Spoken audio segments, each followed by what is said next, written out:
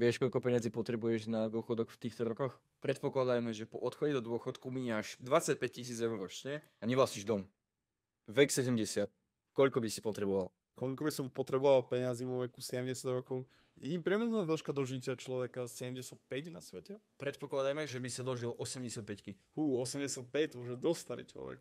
Ale povedzme, že by som vedel prežiť to s takými 125 000. 125? No dobre, tak povedzme 75, alebo 50, dajme 50 000. V skutočnosti potrebuješ 500 000 eur, aby si mohol ísť do dôchodku a žiť pohodlne vo veku 70 rokov. Čo nie, 500, že to mi príde strašne veľa.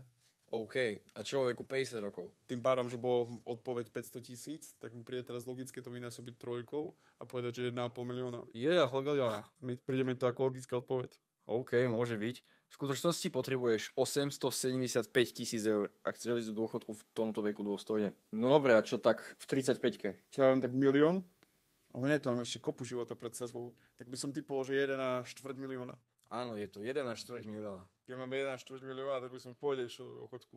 No to by sme mohli. Asi v Skyparku by sme síce bývať nemohli, ale na zvyšok by to bolo OK. No keby viem získať do toho času 1,4 milióna, tak by som asi do toho dôchodku fakt šiel.